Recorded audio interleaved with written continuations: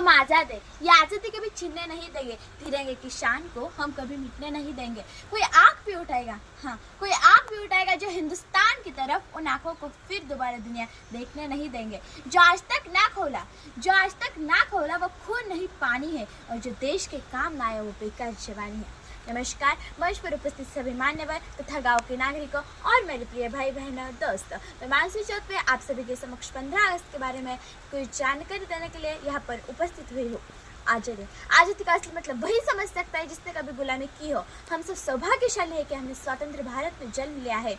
आज प्राचीन, मध्य और वर्तमान भारत के उदाहरणों से स्पष्ट करना चाहूंगी कि जब हम तिरंगे के फेर में फंस गए थे तो रंगदेव सिंह की चोला की एक आवाज, हाँ एक आवाज पर टोले के टोले मच जाते थे, और उनके वंदे मातरम के नारे से खून में बहने वाले 5-5 डिग्री के तूफान अंग्रेजी शासकों के जड़ों में तूफान ला देते थे। लोग मर जाते थे, मिट जाते थे, फांसी पर चढ़ जाते थे।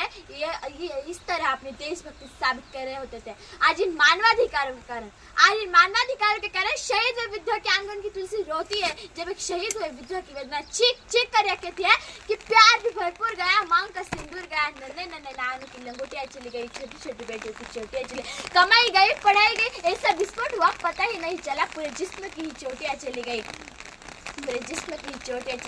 साहब आप भर में एक इंच भी कम नहीं लेते, मैं आधा शरीर कैसे लूं? साहब आपके लिए आदमी मारा है, मेरे घर की तो रोटियां ही चली गई, मैं नहीं मानती कि व्हाट्सएप, फेसबुक या फिर इंस्टाग्राम की डिपी बस 3 रंग में रंग नहीं देशभक्ति। यदि आप कहेंगे कि साल में बस 2 बार हाथ पर तिरंगा ले लेना ही देशभक्ति है, तो मैं आपसे पूछना चाहूंगी कि फुटपाथ में रहने वाले नंगे पाँव में, ट्रैफिक की छाव में वो बच्चे जब तिरंगा भेज रहा होता है, तो आप उसे उसकी देशभक्ति करेंगे? नहीं, आप उसे उसकी पेट की भूख की शक्ति करें जो इसे ऐसे बनाने में मजबूर कर रही है। ना मस्जिद को जानते हैं, ना शिवालयों को जानते हैं, जो पेट के भूखे होते हैं उससे भोजन के निवार को जानते हैं, मजदूर को मजदूर समझे, मजबूर नहीं, गरीब को काम दीजिए, दान नहीं, और दान देने के इच्छुक है तो जीत नहीं सकते, दान कीजिए और मरने के बाद अंगदान कीजिए। कोई हम अपनी जान की दुश्मन को अपनी जान कहते हैं, मोहब्बत की इसी मिट्टी को हिंदुस्तान कहते हैं। जो दुनिया में सुनाई दे उसे कहते हैं खामोशी, और जो आंखों में दिखाई दे उसे तूफान कहते हैं। मैं उस देश की नागरिक हूँ, मैं उस देश की नागरिक हूँ जहाँ हर 50 मिनट पर नजारा नटखट बदल जाता है। मैं उस देश की नागरिक हूँ जहाँ सोने की चिड़िया पाई जाती है। मैं उस देश की नागरिक हूँ जिसे अपने भूगोल से पहले से ब्रह्मांड का भूगोल समझ आता है। मैं उस देश की नागरिक हूँ। न तन चाहिए न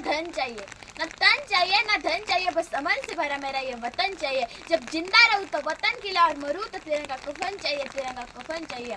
सिर्फ जाते मैं इतना ही कहूंगी कि अटल बिहारी जी ने शायद कहा था कि भारत कोई भूमि का टुकड़ा नहीं है, वो एक जीता जागता राष्ट्र पुरुष है। अटल जी ने कहा था कि वंदन की धरती है, अभिनंदन की धरती है, या अर्पण की भूमि है, या तर्पण की भूमि है। इसकी नदी हमारे लिए गंगा, इसका कंकड़ हमारे शंकर है। हम जिएंगे तो इस भारत के लिए और मरेंगे तो भी इस भारत के लिए, और मरने के बाद भी गंगा जल में बहती हुई हमारी अस्थियों को कोई कान लगाकर सुनेगा तो एक ही आवाज है, भारत माता की जय। इतना कहकर मैं यहाँ पर रुकती हूँ। जय भारत, जय हिंद।